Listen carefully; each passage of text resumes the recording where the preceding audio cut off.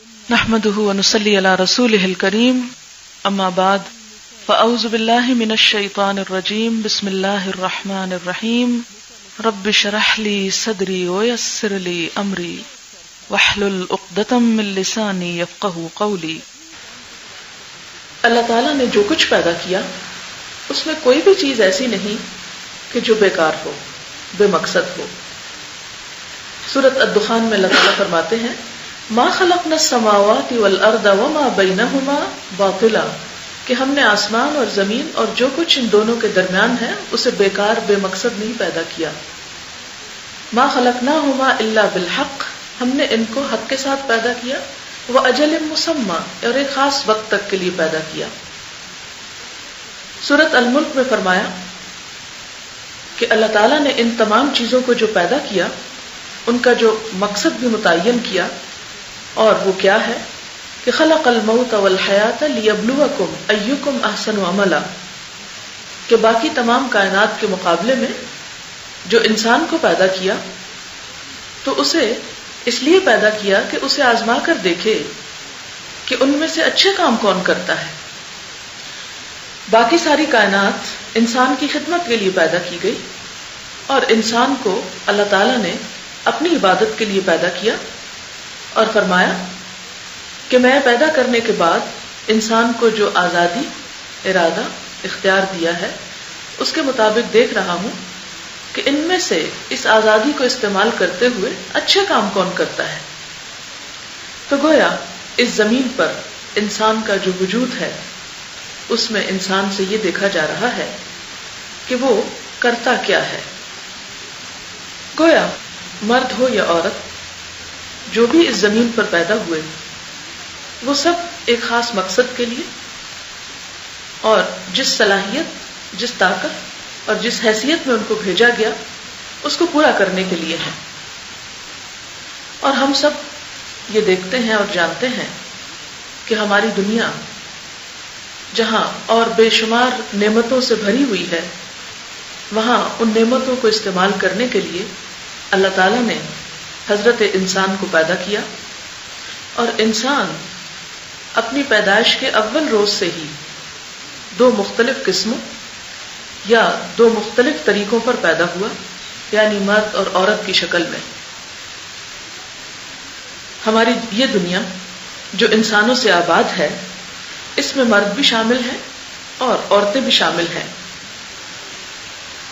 دنیا کا کوئی خطہ ایسا نہیں، کوئی ملک ایسا نہیں، کوئی جگہ ایسی نہیں کہ جہاں صرف مرد پائے جاتے ہیں اور عورت نہ ہو۔ اسی طرح وائس ورثہ، کوئی جگہ ایسی نہیں کہ جہاں صرف عورتیں ہوں اور مرد نہ ہوں۔ اس دنیا کی زینت اور اس دنیا کی بقا یا باقی رہنے کا انحصار اسی بات پر ہے کہ یہ دونوں یہاں پر موجود ہیں۔ اللہ سبحانہ و تعالیٰ نے حضرت آدم علیہ السلام کو جب پیدا کیا تو ساتھ ہی ان کا جوڑا بھی بنایا، یعنی حضرت حوا علیہ السلام کو اس کے بعد پیدا کیا۔ اور جیسا کہ ہم سورۃ النساء میں دیکھتے ہیں، پہلی آیت میں اللہ تعالیٰ فرماتے ہیں خلقکم من نفس واحدۃ وخلق منها زوجها وبث منهما رجالا كثيرا ونساء۔ اس کا معنی کیا ہے کہ خلقکم من نفس واحدۃ، تم سب کو ایک جان سے پیدا کیا، ایک اصل سے پیدا کیا۔ گویا مرد ہو یا عورت، اپنی اصل کے اعتبار سے دونوں انسان ہیں، ایک ہیں۔ وخلق منها زوجها، اور اسی اصل سے اس کا جوڑا پیدا کیا، اور پھر ان دونوں کے ملاپ سے بث منہما رجالا کثیرا ونساء، بہت سے مرد اور عورتیں دنیا میں پیدا کیے۔ گویا اللہ سبحانہ وتعالی نے اس دنیا میں مردوں اور عورتوں کو پیدا کر کے ایک بیلنس قائم کیا، ایک انسانوں کے اندر اعتدال قائم کیا، اور پھر یہ فرما کر کہ دونوں ایک اصل سے پیدا ہوئے ہیں، یہاں ایک بہت بڑی حقیقت کی طرف اشارہ ہوتا ہے کہ انسان خواہ وہ مرد کی شکل میں ہو یا عورت کی شکل میں، انسان ہونے کے اعتبار سے ان میں کوئی فرق نہیں، ان دونوں کی حیثیت بالکل برابر ہے۔ جیسے تمام انسانوں کی حیثیت برابر ہے. ایک حدیث میں آتا ہے، مسند احمد کی حدیث ہے، کہ تمام انسان کنگھی کے دندانوں کی طرح برابر ہے. جیسے کومب ہوتی ہے اور اس کے سارے جو دندانے ہیں وہ ایک جیسے ہوتے ہیں، اگر وہ اوپر نیچے ہوں تو وہ اپنا کام نہیں کر سکتی. تو اسی طرح جہاں تمام انسان ہونے کی حیثیت میں برابر ہیں، اگرچہ آپ دیکھیں ان میں کوئی امیر ہے، کوئی غریب ہے، کوئی جوان ہے، کوئی بوڑھا ہے، کوئی کالا ہے، کوئی گورا ہے، کوئی کسی علاقے میں ہے، کوئی کسی علاقے میں ہے، لیکن انسان ہونے کے اعتبار سے وہ سب ایک ہی اصل سے ہیں.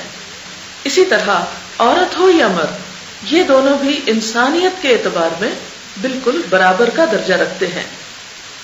نبی اکرم صلی اللہ علیہ وسلم نے اپنے ایک ارشاد میں عورت اور مرد دونوں کو ایک ہی جنس کے افراد قرار دیا. آپ نے فرمایا النساء شقائق الرجال، عورتیں مردوں کی جنس میں سے ہیں، یعنی عورتیں بھی مردوں ہی کی طرح ہیں. اس کا دوسرا معنی کیا ہے کہ ایک ہی جیسے. شقائق شقیقہ کی جمع ہے. شقیقہ کہتے ہیں سگے بہن یا بھائی کے لیے، یعنی جس طرح ایک ماں اور باپ کی اولاد کا درجہ برابر ہوتا ہے، یعنی ایک گھر میں ایک ہی ماں اور باپ جب ہوتے ہیں تو ان کی ساری اولاد کا درجہ ایک جیسا ہے. یعنی سگے بہن بھائی جو ہیں جب سوتیلے ہو جاتے ہیں تو پھر کچھ فرق آ جاتا ہے. تو یہاں بتایا یہ گیا کہ عورتیں مردوں کی سگی بہنیں ہیں، یعنی اگر بہت لٹرل ٹرانسلیشن آپ اس چیز کا کریں، اور محاورے میں یہ سمجھایا گیا کہ وہ انہی کی طرح ہیں، ان میں اور مردوں میں فرق نہیں. پھر اس کے بعد ہم دیکھتے ہیں کہ نبی اکرم صلی اللہ علیہ وسلم جب دنیا میں تشریف لائے تو آپ نے عورت کو جو بہترین حقوق سے نوازا. ان حقوق کو ہم دیکھنے سے پہلے تھوڑا سا یہ جھلک دیکھتے ہیں کہ آپ کے آنے سے پہلے دنیا کی جو تہذیبیں تھی، جو قومیں تھیں، ان میں عورت کی کیا حیثیت تھی. کیونکہ اس حیثیت کو سامنے رکھتے ہوئے جب ہم اسلام میں عورت کی حیثیت کو دیکھتے ہیں تو پھر اسلام کی صحیح معنوں میں قدردانی ہوتی ہے اور انسان اس نعمت پر شکر ادا کرتا ہے جسے اللہ تعالیٰ نے قرآن پاک میں نعمت قرار دیا. ہم دیکھتے ہیں کہ یونانی، گریک اور رومن اقوام نے اگرچہ تہذیب و تمدن اور علوم و فنون میں بہت ترقی کی، لیکن ان کے ہاں عورت کا مقام بہت پست تھا، بہت نیچا. اس کا اندازہ آپ ایک گریک فلسفر کے قول سے لگا سکتے ہیں. وہ کہتا ہے 2 مواقع پر عورت مرد کے لیے خوشی کا سبب ہوتی ہے، ایک تو شادی کے دن اور دوسرے موت کے دن. یعنی مرد عورت سے بس 2 ہی دن خوش ہوتا ہے. یعنی اس سے آپ اندازہ لگا سکتے ہیں کہ ان کے نزدیک عورت کی حیثیت کیا تھی. رومیوں کے ہاں ظلم و ستم اپنی انتہا تک پہنچ چکا تھا، یہاں تک کہ شوہر کو ملنے والے حقوق میں سے ایک حق یہ بھی تھا کہ وہ اپنی بیوی کو قتل کر سکتا ہے، یہاں تک. اور غلاموں کی طرح عورت کی زندگی کا مقصد بھی صرف شوہر کی خدمت تھا. اس کے لیے مرد کی طرح باعزت انسان بن کر جینا یہ بہت دور کی بات تھی. یورپ میں بھی عورت کی ناقدری کا حال یہ دیکھیں کہ اسے سرے سے انسان تسلیم نہیں کیا جاتا تھا. 586 عیسوی میں فرانس میں ایک طویل بحث مباحثے کے بعد یہ قرارداد پاس ہوئی کہ عورت انسان ہے، اور انسان ہے لیکن مرد کی خدمت کے لیے پیدا ہوئی ہے. یعنی عورت کو انسان ہی نہیں سمجھا جاتا تھا، جبکہ وہ سورۃ النساء کی وہ آیت کیا بتاتی؟ خلقکم من نفس واحدۃ، تم سب کو ایک اصل سے پیدا کیا. مرد بھی انسان ہے اور عورت بھی انسان ہے. اسی طرح عورت اپنی انفرادی حیثیت میں کوئی جائیداد کی خرید و فروخت نہیں کر سکتی تھی، یعنی اکیلے اپنے نام پر کوئی پراپرٹی نہیں رکھ سکتی تھی، کوئی بینک اکاؤنٹ نہیں کھول سکتی تھی. پیپل ایکٹ کے ذریعے 1918 میں عورت کو ووٹ کا حق ملا. اسی طرح 1935 میں یہ حق دیا گیا کہ عورت جائیداد اپنے نام پر خرید سکتی، اس سے پہلے اسے یہ حق نہیں دیا گیا. اسی طرح ہم دیکھتے ہیں کہ شادی کے معاملے میں اس سے کوئی رائے نہیں لی جاتی تھی. ماں باپ شادی کے نام پر اسے فروخت تک کر سکتے تھے. ہندوستان میں تو عورت کی حیثیت کے بارے میں آپ جانتے ہی ہیں کہ وہاں تو اتنی ظالمانہ رسم تھی کہ اگر کسی عورت کا شوہر فوت ہو جاتا تو اس عورت کو منحوس سمجھا جاتا اور اسے بھی ساتھ زندہ جلنے پہ مجبور کر دیا جاتا، جس رسم کو ستی کی رسم کہا جاتا ہے۔ عربوں کے ہاں بھی عورت کی ذلت کچھ کم نہیں تھی، اس کا وجود میں آنا ہی مرد کے لیے باعث شرم و عار تھا، اور عورت کی پیدائش پر ان کے معاشرے میں نہایت ناگواری کے احساسات پائے جاتے تھے۔ اس کے بارے میں قرآن حکیم میں سورۃ النحل میں کچھ ان الفاظ میں عکاسی کی گئی، وَإِذَا بُشِّرَ أَحَدُهُمْ بِالْأُنْثَى ظَلَّ وَجْهُهُ مُسْوَدًّا وَهُوَ كَظِيمٌ يَتَوَارَى مِنَ الْقَوْمِ مِنْ سُوءِ مَا بُشِّرَ بِهِ أَيُمْسِكُهُ عَلَى هُونٍ أَمْ يَدُسُّهُ فِي التُّرَابِ أَلَا سَاءَ مَا يَحْكُمُونَ۔ اس آیت کا مطلب یہ ہے کہ جب ان میں سے کسی کو بیٹی کے پیدا ہونے کی خوشخبری دی جاتی ہے تو اس کے چہرے پہ کلونس چھا جاتی ہے، یعنی چہرہ کالا ہو جاتا ہے غم کے مارے، اور وہ خون کا گھونٹ پی کر رہ جاتا ہے، لوگوں سے چھپتا پھرتا ہے۔ اس بری خبر کے بعد کسی کو کیا منہ دکھائے کہ بیٹی پیدا ہو گئی؟ پھر سوچتا ہے کہ ذلت کے ساتھ بیٹی کو لیے رکھے، پالے یا مٹی میں دبا دے۔ الا ساء ما يحكمون، دیکھو کیسے برے فیصلے ہیں جو یہ کر رہے ہیں، یعنی اللہ کی اس تخلیق کے بارے میں جو کچھ سوچ رہے ہیں وہ کتنا برا ہے۔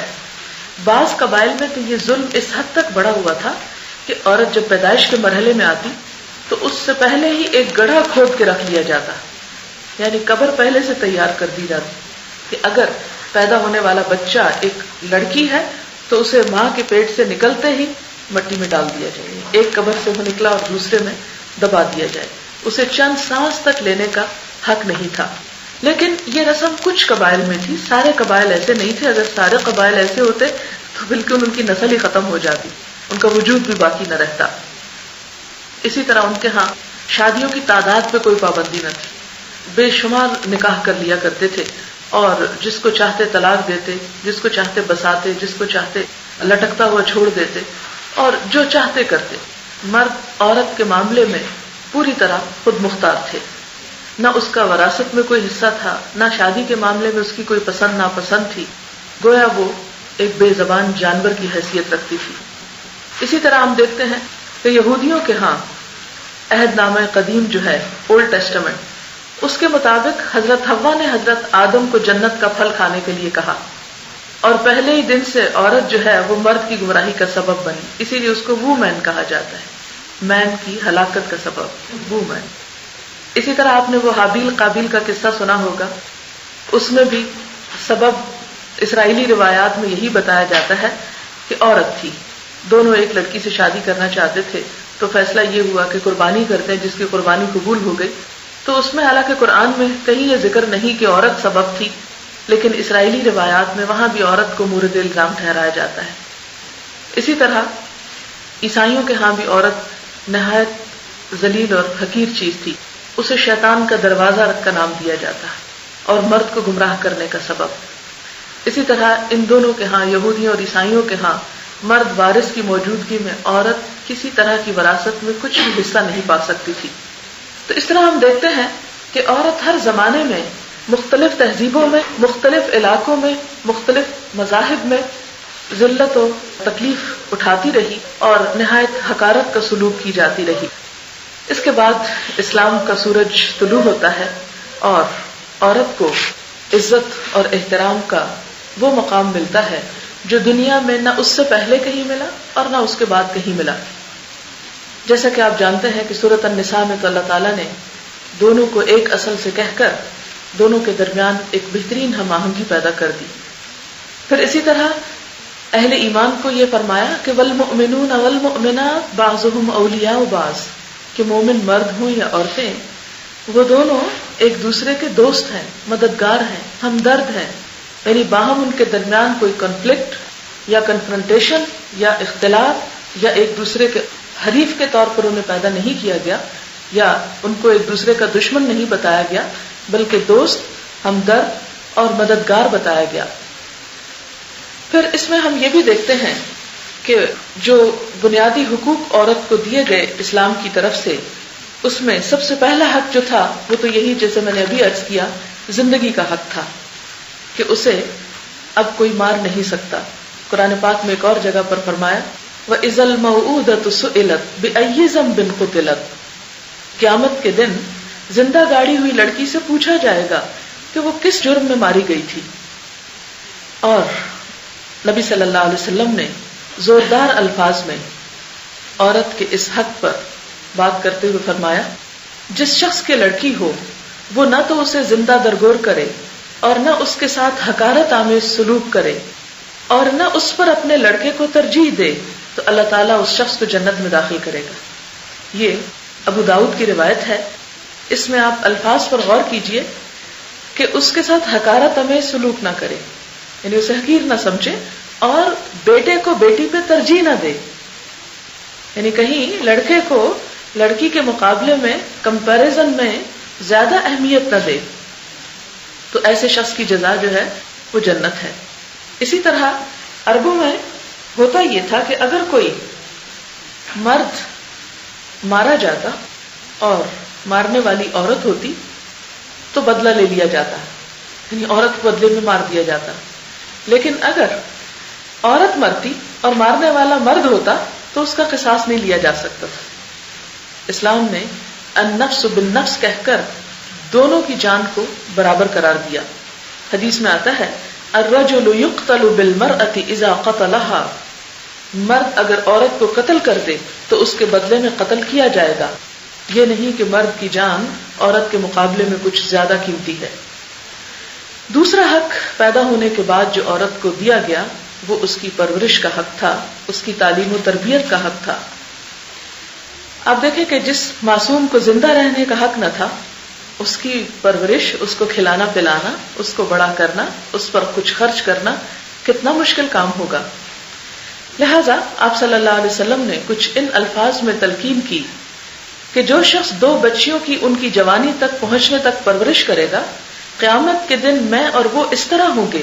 اور یہ فرما کر آپ نے اپنی انگلیوں کو باہم ملا دیا، یعنی قیامت کے دن وہ شخص میرے ساتھ ہوگا جس نے 2 بچیوں کی پرورش کی. اسی طرح بخاری کی ایک اور روایت ہے، آپ نے فرمایا جس مسلمان کے ہاں 2 بیٹیاں ہوں اور وہ ان کو اچھی طرح رکھے، وہ بیٹیاں اسے جنت میں پہنچائیں گی. اسی طرح طبرانی کی ایک روایت میں ہے، آپ صلی اللہ علیہ وسلم نے ارشاد فرمایا لڑکی کی پیدائش پر ایک فرشتہ آ کر کہتا ہے اے گھر والو تم پر سلامتی ہو، اور وہ لڑکی کو اپنے پروں کے سائے میں لے کر کہتا ہے اور اس کے سر پر ہاتھ پھیرتا ہے کہ یہ ایک کمزور جان ہے جو ایک کمزور جان سے پیدا کی گئی، جو اس کی پرورش اور نگرانی کرے گا قیامت تک خدا کی مدد اس کے شامل حال رہے گی. یعنی اگر کوئی شخص ایک بچی کی پیدائش اس کے ہاں ہوتی ہے تو فرشتے ایک طرح سے آ کر اس کو اللہ کی مدد کی بشارت دیتے ہیں. ہاں شرط یہ ہے کہ وہ اس بچی کا خیال رکھنے والا ہو. بہترین پرورش کے اصولوں کو اجاگر کرتے ہوئے نبی صلی اللہ علیہ وسلم نے فرمایا کہ لڑکے کو لڑکی پر ترجیح نہ دو، کیونکہ جب بچوں کو آپس میں کمپیئر کیا جاتا ہے تو جس کو کمتر گردانا جاتا ہے وہ احساس کمتری کا شکار ہو جاتا ہے. آپ صلی اللہ علیہ وسلم نے فرمایا سووا بین اولادکم فی العطیۃ لو کنت مفضلا احدا لفضلت النساء، کچھ دیتے وقت اپنی اولاد میں برابری رکھو، اگر میں کسی کو زیادہ دے سکتا تو بچیوں کو ترجیح دیتا. یعنی اگر مجھے یہ حق ملتا کہ میں زیادہ دوں تو بچیوں کو زیادہ دیتا. اسی طرح لڑکی کی فطری خواہشات کا احترام کرتے ہوئے ایک مرتبہ آپ کے سامنے ایک واقعہ پیش آیا جس میں آپ کا طرز عمل بہت خوبصورت ہے. آپ کو معلوم ہے کہ حضرت زید حضور صلی اللہ علیہ وسلم کے منہ بولے بیٹے تھے، اگرچہ غلام تھے لیکن ان کی اچھے اخلاق اور عادات سے متاثر ہو کر آپ نے ان کو آزاد کیا اور ان کو اپنا بیٹا کہا. تو ان کی اولاد جو تھی اس میں حضرت اسامہ تھے جو آپ کو بہت پیارے تھے، کیونکہ آپ کا اپنا کوئی بیٹا بھی زندہ نہیں رہا، بچپن میں ہی فوت ہو گئے، تو اسامہ بڑے ہوئے اور ان سے آپ بہت محبت کیا کرتے تھے. ایک مرتبہ اسامہ کو چوٹ لگ گئی اور ان کے جسم سے خون نکلنے لگا. آپ ان کا خون صاف کرتے جاتے اور فرماتے اسامہ اگر بیٹی ہوتا ہم اس کو اچھے کپڑے پہناتے، اسے زیور پہناتے، اور بار بار یہی کہہ رہے تھے اسامہ اگر بیٹی ہوتا تو ہم اس کو یہ لے کر دیتے، یہ لے کر دیتے. یہ بھی کہہ سکتے تھے لڑکے بہت بہادر ہوتے ہیں اور تم بہت اچھے ہو مت رو، لیکن اس موقع پر کہا کہ ہاں ہم تم سے بہت لاڈ کرتے اگر تم بیٹی ہوتے، لیکن اب تم بیٹا ہو تو ہمت کرو. پھر اسی طرح پرورش کے ساتھ ساتھ تعلیم کے اوپر بہت توجہ دلائی گئی. نبی صلی اللہ علیہ وسلم نے فرمایا طلب العلم فریضۃ علی کل مسلم، علم کا حاصل کرنا فرض ہے ہر مسلمان پر، صرف مردوں کے لیے نہیں عورتوں کے لیے بھی فرض ہے۔ اور والدین کو خصوصی طور پر بچیوں کی تعلیم پر خوشخبری دی گئی۔ آپ نے فرمایا من عال ثلاث بنات فأدبهن وزوجهن وأحسن إليهن فله الجنہ، جس نے 3 بچیوں کی پرورش کی اور ان کی تعلیم و تربیت کی، یعنی خاص طور پر یہاں پرورش میں تعلیم اور تربیت کی بات ہے، اور ان کی شادی کی اور ان کے ساتھ اچھا سلوک کیا، تو وہ بچیاں اس کو جنت میں پہنچانے کا ذریعہ ہوگی۔ اور ہم دیکھتے ہیں کہ یہ آپ ہی کی تربیت کا نتیجہ تھا کہ حضرت فاطمہ رضی اللہ تعالی عنہا بہترین اخلاق سے منور تھیں۔ پھر اسی طرح آپ نے حضرت عائشہ رضی اللہ تعالی عنہا کی تعلیم پر بھی توجہ دی کہ آپ صلی اللہ علیہ وسلم سے انہوں نے اتنا کچھ سیکھا کہ آپ کی وفات کے بعد تقریباً 48 سال تک 48 ایئرز تک وہ تعلیم کے میدان میں نہ صرف یہ کہ عورتوں بلکہ مردوں کو بھی سکھاتی رہی۔ اگر اب بھی آپ مسجد نبوی میں کبھی جانا ہو تو وہاں پر ایک ستون ہے جسے اسطوانہ عائشہ کہا جاتا ہے۔ وہ مقام ہے جہاں حضرت عائشہ کی مسند ہوتی تھی اور وہ تعلیم دیا کرتی تھی جس میں سب شامل ہوتے تھے، اگرچہ وہ پردے کے پیچھے بیٹھ کر پڑھایا کرتی تھی، کیونکہ ازواج مطہرات کا ایک خاص مقام تھا اور ان کی عزت اور ان کے مرتبے کی وجہ سے، یعنی ان کی احترام کی وجہ سے، کیونکہ انہیں امت کی مائیں کہا گیا، تو خاص طور پر یہ تلقین کی گئی کہ وہ مردوں کے سامنے براہ راست نہ آئے۔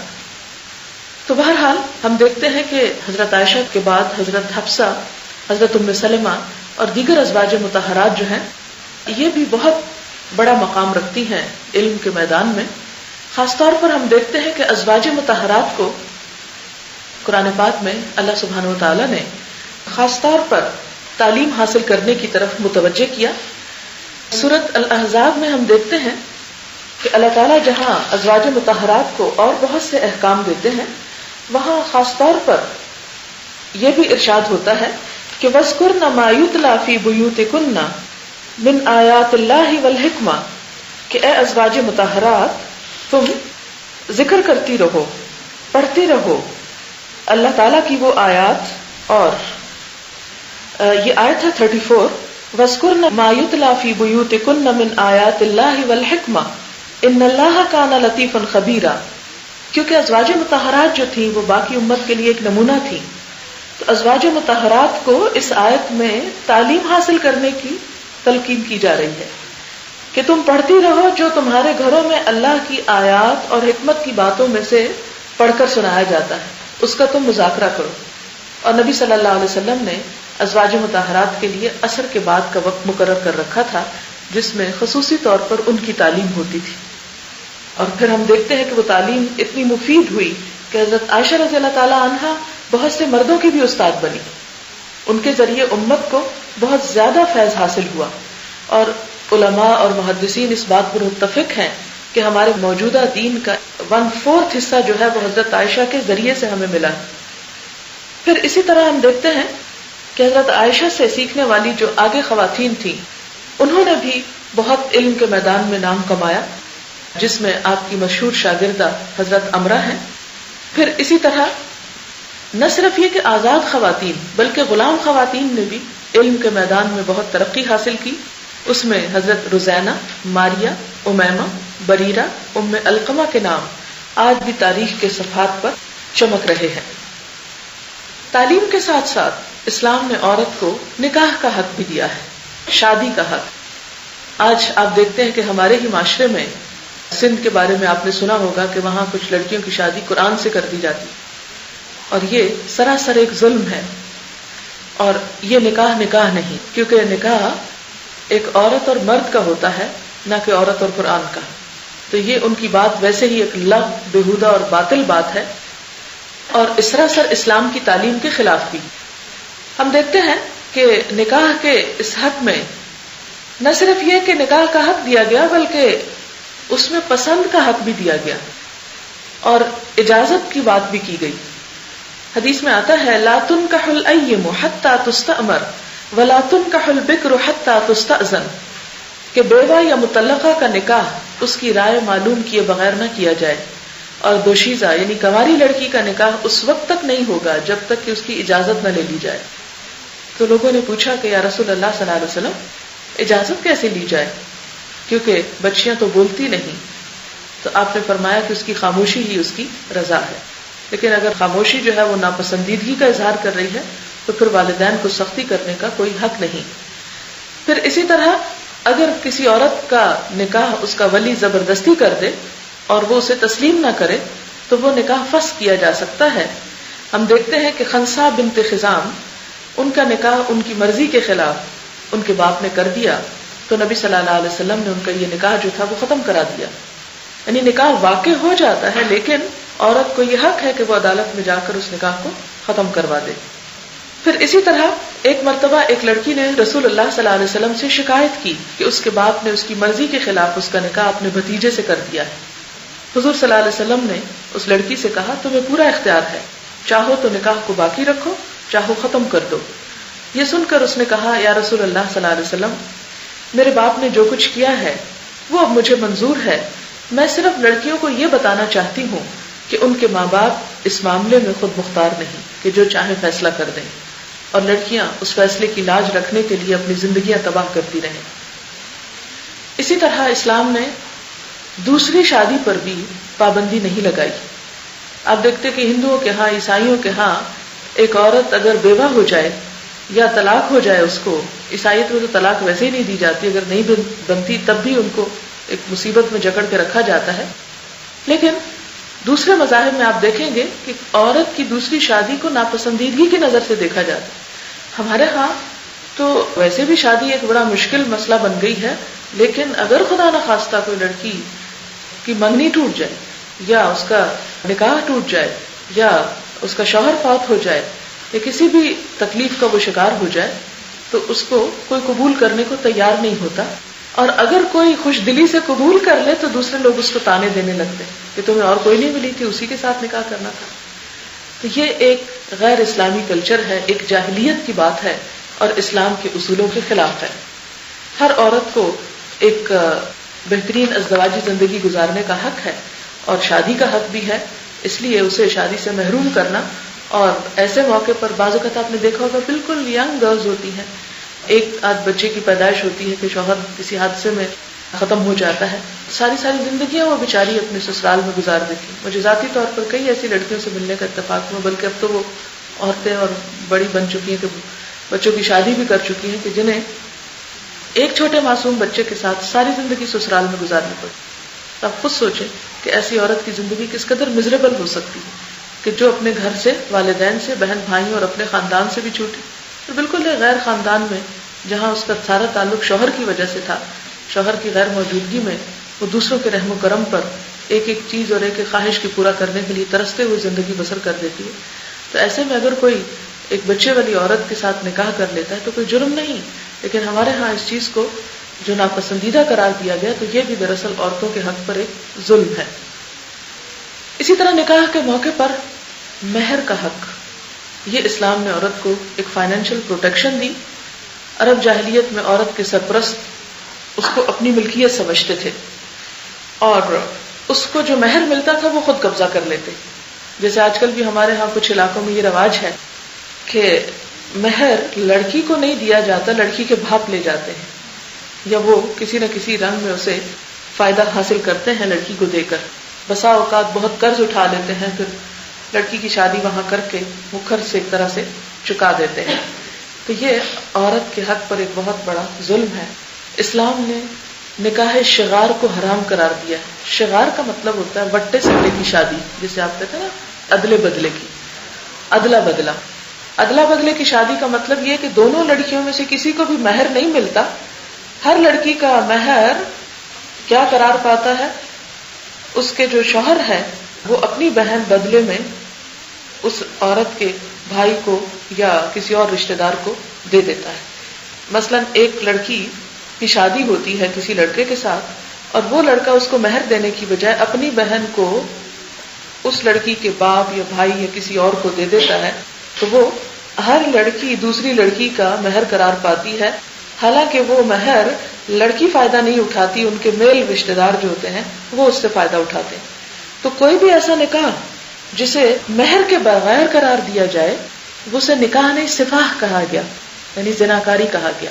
کہ اگر کوئی مرد یہ نیت ہی نہیں رکھتا کہ نکاح کے وقت مہر دے گا، یا صرف وہ ایک دکھاوے کے طور پہ کرتا ہے، تو عورت کے اوپر تو کوئی جرم نہیں، عورت تو گناہگار نہیں اس میں. لیکن ایسا مرد جو ہے اس عورت سے فائدہ اٹھانے یا تعلق رکھنے پر قیامت کے دن شدید حساب سے دوچار ہوگا. پھر اسی طرح ایک اور رسم یہ ہے کہ عورت کو جو مہر دیا جاتا ہے اس کی ہمارے ہاں بھی ایک شرعی مہر کے نام سے بہت حقیر سی اماؤنٹ مقرر کی گئی، 32 روپے یا 33 روپے یا 32.5. یہ کوئی اسلامی چیز نہیں ہے اور نہ ہی اس کا کوئی کانسیپٹ ہے.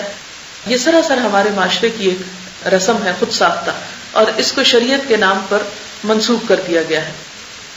ہم دیکھتے ہیں کہ نبی صلی اللہ علیہ وسلم نے اپنی ازواج مطہرات کا مہر جو تھا 550 درہم ادا کیا، یعنی کم سے کم، اور جو ایک بہت بڑی مقدار تھی.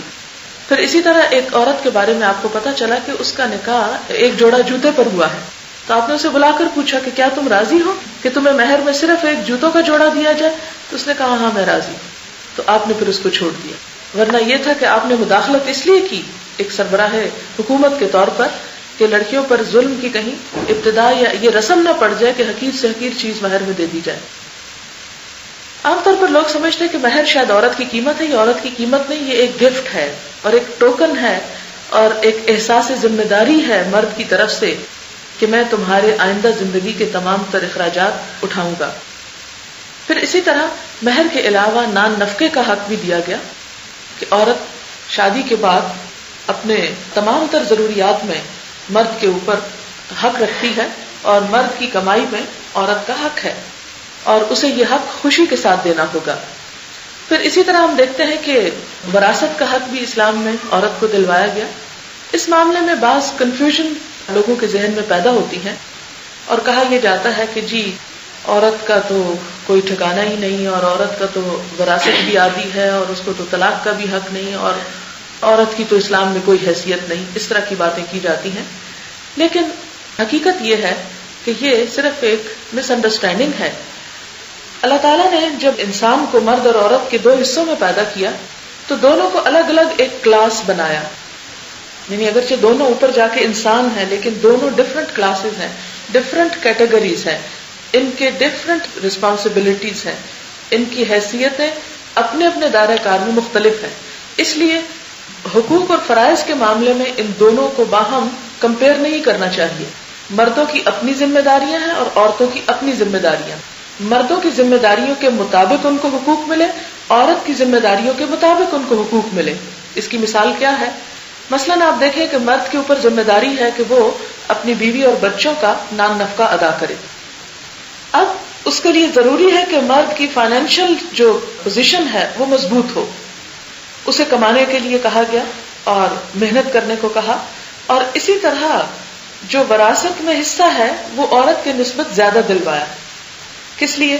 مثلاً آپ دیکھیں کہ ایک شخص فوت ہوتا ہے، پیچھے ایک بیٹی اور ایک بیٹا چھوڑ جاتا ہے. بیٹے کو 2 حصے ملتے ہیں، بیٹی کو 1 حصہ جائیداد میں ملتا ہے. بظاہر دیکھنے میں بہت ظلم اور ناانصافی ہے کہ اس کو دگنا دیا جا رہا ہے. لیکن آپ دیکھیں کہ یہ بیٹا جس کا باپ فوت ہوا ہے، جو کچھ اسے باپ کی طرف سے ملا ہے 2 حصے ہیں. تو اب ان 2 حصوں کو وہ کس طرح استعمال کرے گا کہ اسے اپنی شادی کے لیے مہر بھی دینا ہے اور شادی کے بعد اپنی بیوی کے لیے مکان بھی فراہم کرنا ہے اور نان نفقہ بھی دینا ہے. پھر آگے جو اولاد پیدا ہوتی ہے ان کے بھی خرچ اٹھانے. اب یہ جو اس کو ملا 2 حصے، وہ اس میں سے اپنی ذات پر تو ایک ذات ہے اس کی، لیکن اپنے علاوہ اسے بہت سے اور لوگوں پر بھی خرچ کرنا ہے. اس کے مقابلے میں بیٹی کو جو آدھا ملا، نہ اسے کسی کو مہر دینا ہے اور نہ کسی کے نان نفقے کی ذمہ داری اٹھانی ہے. یہ پیورلی اس کا پرسنل مال ہے جو عورت صرف خود ہی فائدہ اٹھائے گی اور اپنی مرضی سے جسے چاہے دے. اب آپ دیکھیں کہ اگر یہاں 2 حصے ہیں تو یہاں ذمہ داری بھی دگنی ہے اور اس مرد کے مال میں عورت کا حق ہے.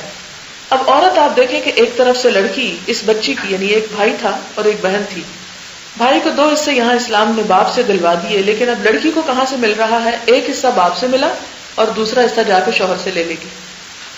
تو کیا ہوا؟ برابر ہوگی نا بات. لہذا اسلام نے اگر کوئی اصول اس طرح بنایا تو بظاہر لگتا ہے کہ جیسے زیادتی، لیکن حقیقت میں عورت کو یہاں سے نہیں تو کہیں اور سے دلوایا. اور وہ اس کا حق ہے. مرد کو مہر دینا پڑتا ہے، عورت کو مہر لینا ہوتا ہے. تو ناانصافی تو نہیں. یہ ضروری نہیں ہوتا انصاف کہ آپ کو ایک ہی جگہ سے برابر کا مل جائے. آپ کو کہیں اور سے بھی اسلام دلوا سکتا ہے. اور پھر آپ دیکھیں کہ وراثت کا حصہ لازمی نہیں ہوتا کہ وہ ملے. بعض اوقات وراثت میں کوئی کچھ بھی نہیں چھوڑتا، لیکن عورت کو جو فائنینشیل پروٹیکشن مہر کی شکل میں دی وہ شادی کی صورت میں ہمیشہ اس کو ملے گی. پھر اسی طرح اگر مثلاً اس عورت کی شادی نہیں ہوتی تو اس صورت میں بھائی کو اس کی ذمہ داری بھی ادا کرنی. بہن پہ کوئی لازم نہیں کہ جو اسے مال وراثت میں ملا وہ اپنے اوپر خرچ کرے. اس کی ذمہ داری اس کے بھائی پر ہے، اس کے چچا پر ہے، اس کے ماموں پر ہے، اس کے جتنے میل رشتے دار ہیں ان کے اوپر ذمہ داری آتی کہ وہ اس کو فیڈ کرے اور اس کی دوسری ضروریات اٹھائیں. لیکن عورت کو جو مال مل جاتا ہے اس میں کسی کی ذمہ داری ڈالی نہیں جاتی، حتیٰ کہ اپنے بچوں کو بھی نہیں ڈالی جاتی کہ ان کو بھی 1 روپیہ دو. عورت اگر اپنے مال میں سے کچھ بھی خرچ کرتی ہے تو وہ اس کے لیے صدقہ اور ثواب لکھا جاتا ہے. اسلام سے پہلے عورت کو وراثت میں کچھ بھی نہیں ملتا تھا. اسلام نے آ کر حصہ دلوایا. اور پھر کچھ مقام ایسے ہیں جہاں مرد اور عورت کا حصہ بالکل برابر ہے.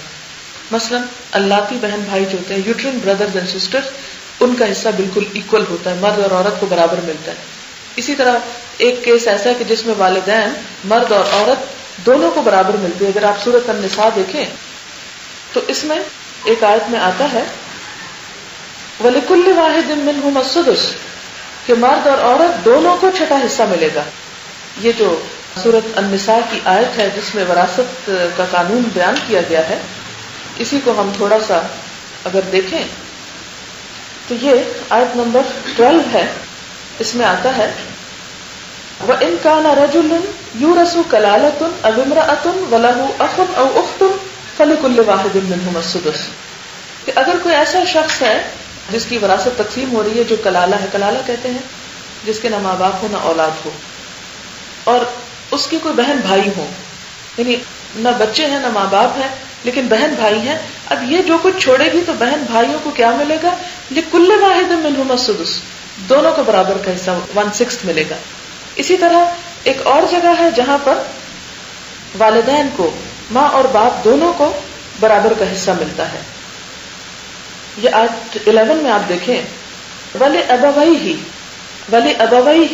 لِكُلِّ وَاحِدٍ مِّنْهُمَا السُّدُسُ والدین میں سے ہر ایک کا چھٹا حصہ ہے، ماں ہو یا باپ.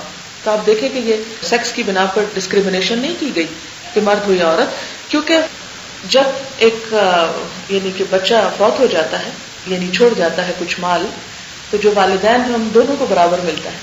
کیوں؟ اس لیے کہ والدین کو اس وقت کوئی ایسی ذمہ داریاں نہیں پوری کرنی.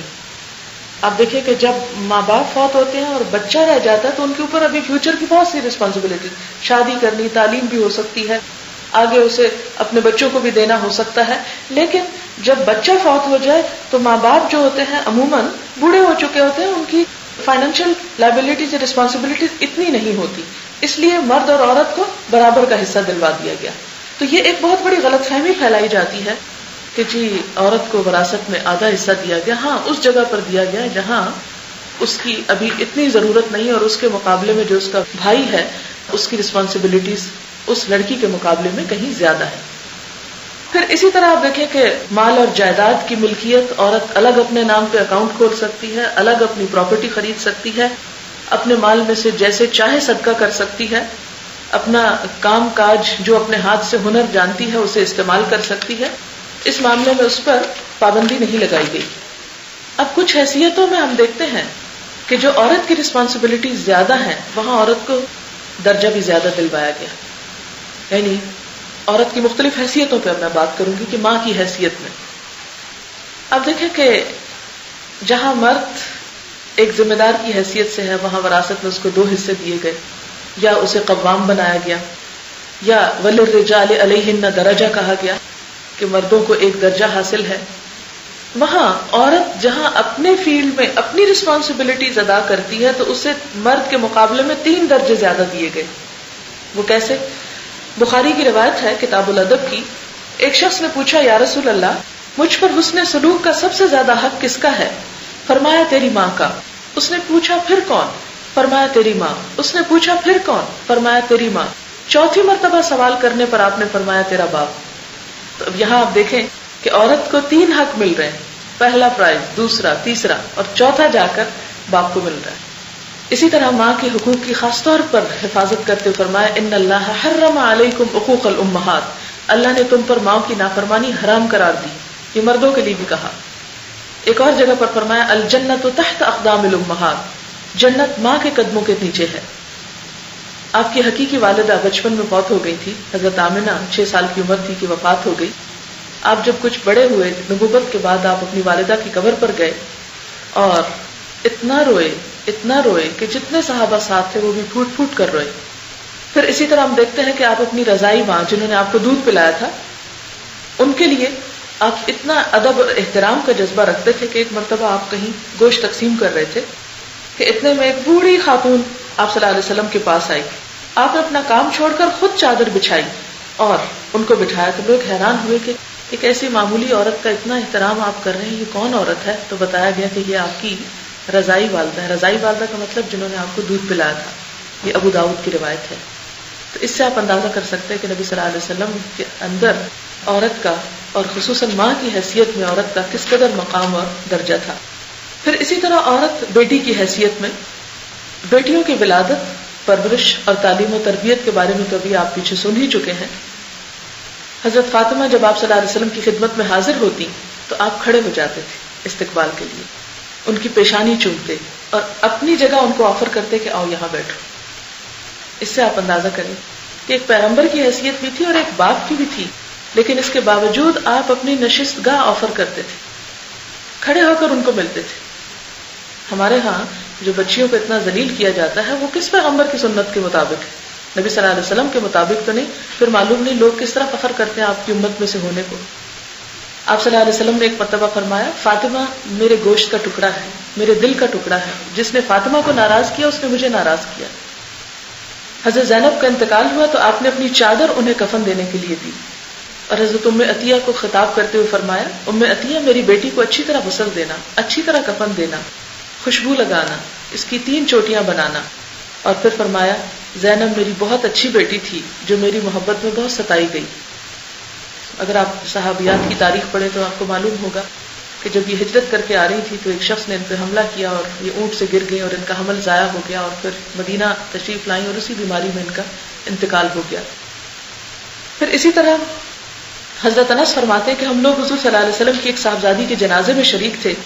حضور قبر کے پاس بیٹھے تھے، میں نے دیکھا آپ کی دونوں آنکھوں سے آنسو روا تھے. آپ کو معلوم ہوگا کہ حضرت عثمان کو جنگ بدر میں شریک ہونے کی اجازت نہیں دی گئی تھی کہ آپ صلی اللہ علیہ وسلم کی بیٹی جو ان کی اہلیہ تھی وہ بیمار تھی. جنگ بدر میں کتنے کم لوگ تھے، 313. میں کبھی سوچتی ہوں کہ اگر حضرت عثمان کو اجازت مل جاتی تو 314 ہو جاتے. اللہ نے شاید یہ فگر بھی 313 ہی رکھنا تھا. لیکن اس سے آپ اندازہ لگائیں کہ جس جنگ میں ایک شخص کی کمی تھی وہاں ایک شخص جو اسلام کی فرنٹ لائن پر ہے اسے صرف اس لیے مدینہ میں روک دیا جاتا ہے کہ تمہاری بیوی بیمار ہے، تم شریک نہ ہو جائیں. پھر اسی طرح اللہ سبحانہ و تعالیٰ نے نکاح کے مقاصد میں یہ بات فرمائی کہ نکاح کس لیے ہے کہ تم ایک دوسرے سے سکون حاصل کر سکو. جیسا کہ ایک اور آیت میں فرمایا وَمِنْ آيَاتِهِ أَنْ خَلَقَ لَكُم مِّنْ أَنفُسِكُمْ أَزْوَاجًا لِتَسْكُنُوا إِلَيْهَا وَجَعَلَ بَيْنَكُم مَّوَدَّةً وَرَحْمَةً إِنَّ فِي ذَلِكَ لَآيَاتٍ لِقَوْمٍ يَتَفَكَّرُونَ. سورۃ الروم آیت 21 کا مطلب ہے کہ اس کی نشانیوں میں سے ہے کہ اس نے تمہارے لیے تمہارے ہی نفسوں سے تمہارے جوڑے پیدا کیے، یعنی عورتوں کو پیدا کیا تاکہ تم ان سے سکون حاصل کرو. تو نکاح کا اصل مقصد ایک دوسرے کے حریف بننا یا دشمن بننا یا ایک دوسرے پہ ظلم و ستم کرنا نہیں بلکہ سکون پانا ہے. اور تمہیں تمہارے درمیان مودت یعنی محبت جو سیکشل لو کے معنی میں استعمال ہوتا ہے وہ رحمت اور ایک دوسرے کے ساتھ شفقت اور مہربانی کے جذبات رکھے، جو خصوصاً آخری عمر میں جبکہ جسمانی طور پر اٹریکشن ایک دوسرے میں نہیں رہتی تو ایک دوسرے کے لیے ہمدردی اور شفقت اور محبت کے جذبات پیدا کر دیے. ان فی ذلک لآیات لقوم یتفکرون، یقیناً اس میں نشانیاں ہیں ان لوگوں کے لیے جو غور و فکر کرتے ہوں. پھر اسی طرح ہم دیکھتے ہیں کہ ہر چیز میں سے اللہ تعالیٰ نے جیسے جوڑے بنائے اور اس جوڑے کی اہمیت جو ہے مرد اور عورت کی شکل میں یہ ناگزیر ہے. انسان صحیح طور پر مکمل ہی اس وقت ہوتا ہے جب وہ فطرت کے مطابق ایک شادی شدہ زندگی بسر کرتا ہے.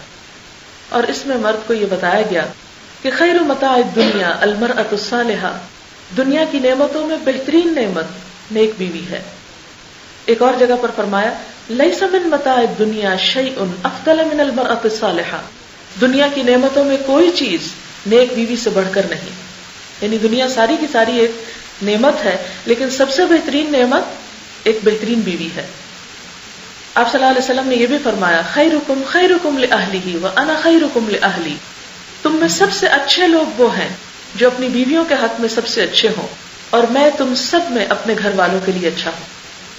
یعنی اپنی مثال دے کر فرمایا کہ میں سب سے زیادہ، میرا بہترین سلوک اپنی بیویوں کے ساتھ ہے، اور تم میں بھی سب سے اچھا ہوا ہے جو بیوی کے حق میں اچھا ہو. ہمارے یہاں تو کہتے ہیں زن مرید ہے اور ڈھنگ سے بات کرنے کی بھی اجازت نہیں ہوتی، لیکن اسلام نے ایک بہترین مرد کی شناخت کیا رکھی کہ جو اپنی بیوی کے لیے اچھا ہے. کیونکہ دوسرے لوگوں کے ساتھ باہر جلوت میں اور لوگوں کے اندر تو انسان پولائٹ بھی ہوتا ہے، خوش اخلاق بھی ہوتا ہے اور بہت اچھا انسان نظر آتا ہے. تو اچھائی کا معیار باہر کے لوگ نہیں قرار دیے، بلکہ گھر میں، اور گھر میں بھی بیوی قرار دی کہ جس مرد کا تعلق اپنی بیوی سے اچھا ہوگا وہی ایک اچھا انسان ہے. حضرت عائشہ فرماتی ہیں کہ میں اپنے نبی صلی اللہ علیہ وسلم کے یہاں گڑیوں سے کھیلا کرتی تھی اور میری سہیلیاں بھی میرے ساتھ کھیلتی تھی. جب آپ گھر تشریف لاتے تو سب ادھر ادھر چھپ جاتی، آپ ڈھونڈ ڈھونڈ کر ایک ایک کو میرے پاس بھیجتے تاکہ وہ میرے ساتھ کھیلیں. یعنی بیوی کی جو دلچسپیاں ہیں یا اس کی عمر کے مطابق اس کا جو ذوق ہے یا ہابیز ہیں، ان میں بھی کس طرح شوہر کو تعاون کرنے کے لیے کہا. ایک مرتبہ مسجد نبی میں کچھ حبشی آئے جو ایک کھیل کھیل رہے تھے، تو آپ صلی اللہ علیہ وسلم نے حضرت عائشہ کو بلایا. بخاری کی یہ روایت ہے کہ حضرت عائشہ حضور صلی اللہ علیہ وسلم کے کندھے پر سر رکھ کر، اور حضرت عائشہ کا گال حضور کے گال کے ساتھ تھا اور یہ کھیل دیکھ رہی تھی. تو اس سے پہ آپ اندازہ لگائیں کہ کتنی محبت اور آپ کے جذبات کا کتنا احساس اور خیال رکھتے تھے. اور پھر جب تھک گئی حضرت عائشہ تو کہنے لگی اچھا اب تم جا سکتی. ظاہر ہے کہ اس کھیل میں شاید ان کی دلچسپی نہیں ہوگی، لیکن اس سے آپ اندازہ کر سکتے ہیں کہ وہ حضرت عائشہ کا کس قدر خیال رکھا کرتے تھے. ایک مرتبہ حضور صلی اللہ علیہ وسلم حضرت عائشہ سے کہتے ہیں آؤ دوڑ کا مقابلہ کرتے ہیں. حج کے دور میں آپ دیکھیں کون دیندار یا کوئی ایسا ریلیجس لیڈر یہ بات کر سکتا ہے، لیکن حضور صلی اللہ علیہ وسلم کی ذات آپ دیکھیں کہ اپنے گھر والوں کے لیے کتنی خوش اخلاق اور کتنی خندہ پیشانی والی تھی. کہتے ہیں کہ آؤ دوڑ کا مقابلہ کرتے ہیں. اور دوڑنے میں کیا ہوا کہ حضرت عائشہ آگے نکل گئی. کچھ عرصے کے بعد پھر اتفاق ہوا، کوئی موقع آیا تو آپ نے کہا آؤ عائشہ پھر دوڑ لگاتے. تو اب حضرت عائشہ کا جسم کچھ بھاری ہو چکا تھا تو حضور صلی اللہ علیہ وسلم آگے نکل گئے. تو جب آگے نکل کے فرمایا یہ اس دن کا بدلہ ہے، یعنی کس طرح کی خوش اخلاقی تھی.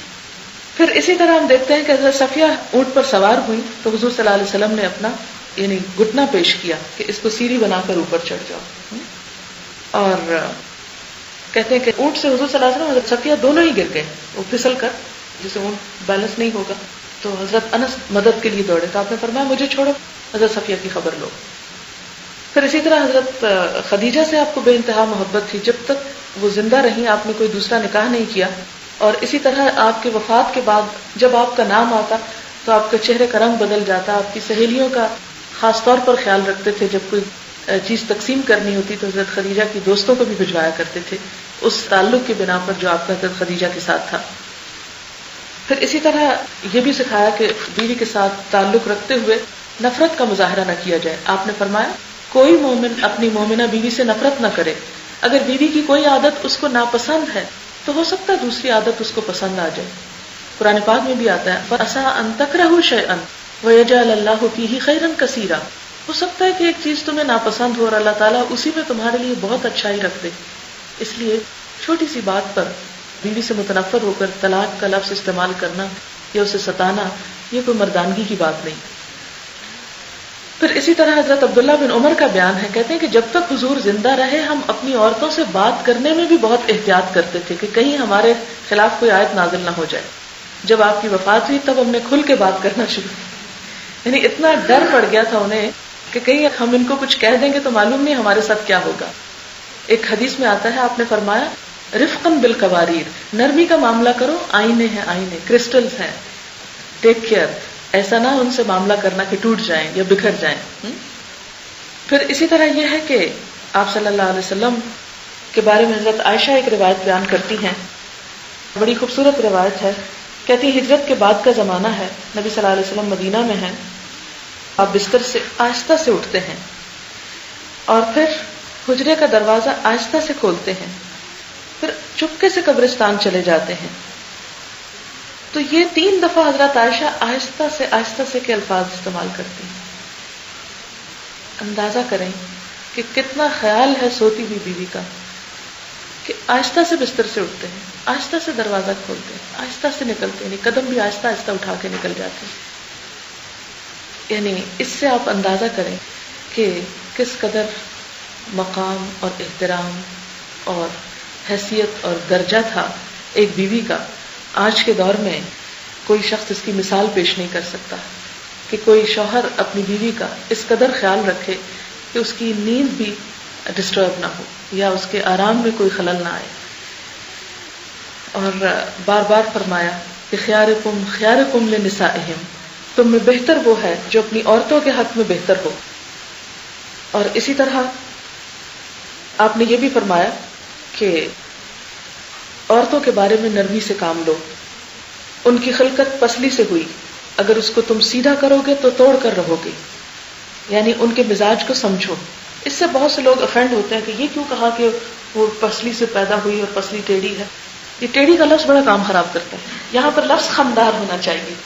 خمدار، جیسے درخت کی شاخیں کیا خمدار، تو درخت کی شاخوں کا حسن خم میں ہے. اگر سیدھے سیدھے بالکل ہو، آپ دیکھیں گے اس میں کوئی خوبصورتی نہیں ہوگی. تو عورت کو خمدار پیدا کیا گیا ہے، یعنی اس میں جو لچک ہے یا اس کی طبیعت کے اندر جو خاص مزاج ہے، اس مزاج کی رعایت کرنے کے لیے کہا گیا کہ نرمی سے کام لو. اگر تم اپنی عقل جیسی سختی کرو گے تو اسے توڑ کے رکھ دو گے. اور اس میں بھی دراصل عورت کے حقوق ہی کو پروٹیکٹ کیا جا رہا ہے. اور پھر ایک جگہ پر اور فرمایا کہ ایک شخص نے آ کر عرض کی کہ شوہر پر بیوی کا کیا حق ہے. فرمایا شوہر جب خود کھائے تو اسے بھی کھلائے، جب خود پہنے تو اسے بھی پہنائے. ہمارے ہاں کیا ہوتا ہے، جب شوہر گھر میں آتا ہے تو پہلے اس کو کھانا پیش کیا جاتا ہے، جو بچا کچا ہوتا ہے بچوں کا شوہر کا وہ عورت بیٹھ کے کھاتی ہے. حالانکہ یہاں کیا کہا جا رہا ہے، ایکول رائٹ ہے. حالانکہ کماتا مرد ہے لیکن بیوی بھی وہی کھائے جو شوہر کھا رہا ہے. اور اسی طرح لباس پہننے کے سٹینڈرڈ میں وہی سٹینڈرڈ مینٹین کرے جو شوہر کا ہے. یہ نہیں کہ وہ اس کے سامنے غلام یا کنیز نظر آئے. تو یہ چند باتیں بیوی کی حیثیت میں تھی عورت کے بارے میں. میرے خیال ہے کچھ وقت میں آپ کو سوال جواب کے لیے دیتی ہوں تاکہ مزید کوئی بات آپ کے ذہن میں ہو تو وہ واضح ہو جائے. سوال ہے، حق مہر اگر لکھا نہ جائے اور ویسے ہی گفٹ دے دیا جائے تو ٹھیک ہے؟ حق مہر جو ہے یہ ایک قانونی تقاضا ہے. جو ویسے گفٹ ہیں وہ تو ویسے ہیں، لیکن یہ باقاعدہ اس کی ڈاکیومنٹیشن ہوگی یا اس کو دہرایا جائے گا کہ اتنا، یعنی پراپر فگر کے ساتھ، یا اس کو ڈیفائن کیا جائے گا. اگر جیولری ہے یا پلاٹ ہے یا گھر ہے یا کوئی پراپرٹی ہے یا کیش ہے تو اسے مبہم نہیں رکھا جائے. مبہم کا مطلب ایمبیگوس نہیں ہوگا کہ پتہ نہیں کتنا تھا کتنا نہیں. اسے جیسے کوئی بھی، کیونکہ شادی جو ہے بیسیکلی ایک سوشل کانٹریکٹ ہے، ایک معاہدہ ہے دو لوگوں کے درمیان. تو جیسے آپ ایک گھر خریدتے ہیں نا تو ایک معاہدہ ہوتا ہے اور اس میں پراپر فگر آپ کو ڈکلیئر کرنا پڑتا ہے. اسی طرح شادی کے موقع پر اور گفٹ تو اور ہیں جو اپنی خوشی سے کوئی دے گا، لیکن حق مہر کو ڈکلیئر کرنا ضروری ہے کہ اتنا دیا جا رہا ہے. اسی لیے پھر آپ دیکھیں خدا نخواستہ اگر طلاق ہوتی ہے تو اس صورت میں وہ حق مہر پورے کا پورا اسے لازماً قانونی طور پر ادا کرنا ہوگا. اگر صرف نکاح ہوا اور ابھی رخصتی نہیں ہوئی تو وہ آدھا اس کو دینا ہوگا. پھر وہ آدھا کس چیز کا ہوگا جب تک کہ وہ ڈکلیئر نہیں ہوا.